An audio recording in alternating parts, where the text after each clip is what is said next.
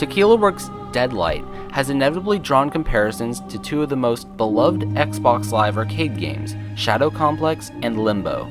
Yes, Deadlight is a 2D platformer that runs on the Unreal Engine, like Shadow Complex, and like Limbo, it's dark and gritty and requires you to traverse a perilous land full of danger. So it's a lot like those games at face value, but does it blend these elements in perfect harmony, or would you be eaten alive in this apocalypse? Asshole.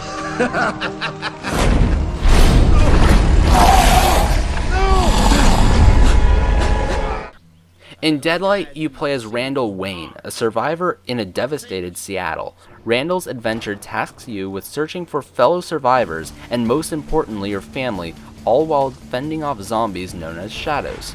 Randall is also being plagued by haunting visions and nightmares. Of what, you will find out. The story is good, but the theme of personal choice in a horrible situation is underdeveloped. That being said, the ending is sure to be a surprise. The narrative works well, but what sells it is the atmosphere. This is one of the most desolate games I've ever played. There truly is little hope, and unlike a game such as Fallout or Rage, where civilization is eking its way back to life, survivors are just trying to get by one day at a time on their own. The Unreal Engine works very well here. You'll explore a dreary wilderness, warehouses, sewers, and apartment complexes, often with a ruined downtown Seattle in the distance. All of it looks great, oftentimes not just for an Xbox Live arcade game, and again, it's perfectly bleak. The only gripe I have with the in-game graphics is with the animations. The animations themselves are fine, but transitions like one from Randall's jump animation to a climbing animation is weak. Otherwise, the story is told through comic book-esque cutscenes. They look good, but cutscenes using the power of the Unreal Engine would have been nice. But overall, this is one mature-looking side-scroller. The sound is also great.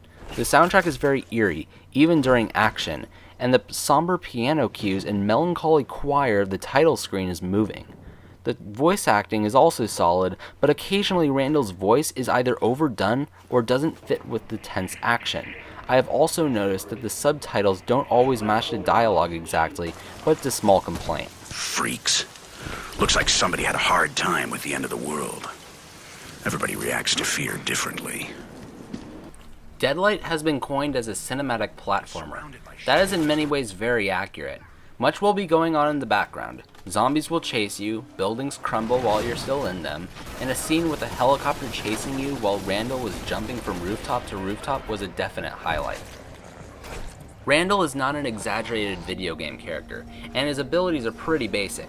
He can sprint, climb ledges, move crates, perform a basic wall rebound, and coax zombies into traps with taunts, which is quite satisfying. Here!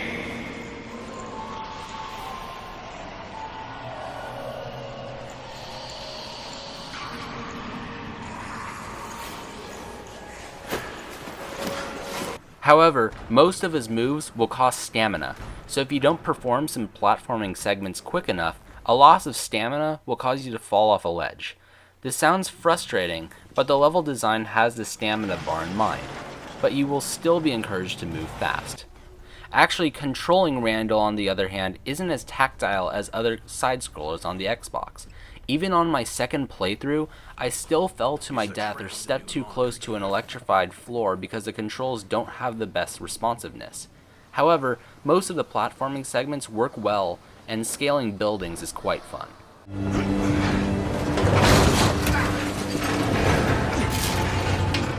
Combat, however, could have been improved quite a bit. You will wield a fireman's axe for close quarters and firearms for quicker kills, and in some cases platforming. The shooting is good and is similar to that of Shadow Complex, and a low amount of ammo around fits the survival theme well. But melee leaves a lot to be desired. Swinging your axe is too simplistic and clunky, and enemies have too much health, making fights with at least 3 enemies a pain. This is made even worse when combat is integrated into platforming and puzzle sections. When you have 5 zombies breathing down your neck all the while you are trying to figure out how to get through a room, the game becomes frustrating fast. When the platforming works, Deadlight is great, but combat is always an issue. Ironically, segments that involve running the hell away from a zombie horde is intense and fun.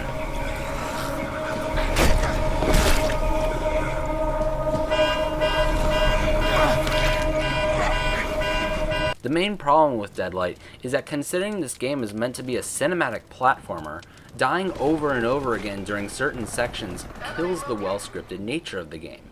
A more refined combat and platforming system that remains challenging and cinematic would have gone a long way.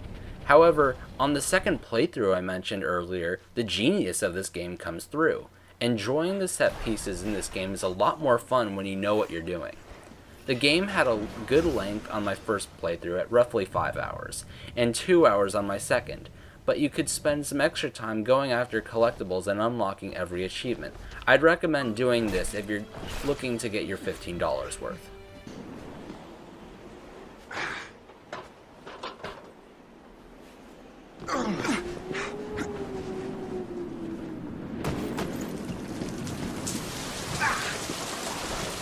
Deadlight has its flaws, but in the end this is a great platformer. The cinematic nature and mature tone of this game is a great change of pace for 2D side-scrollers. This game is worth checking out if you love a good XBLA platformer, especially fans of Limbo or Shadow Complex. It doesn't exceed the quality of games like these, but if you can get past its flaws, Deadlight is a bloody good time.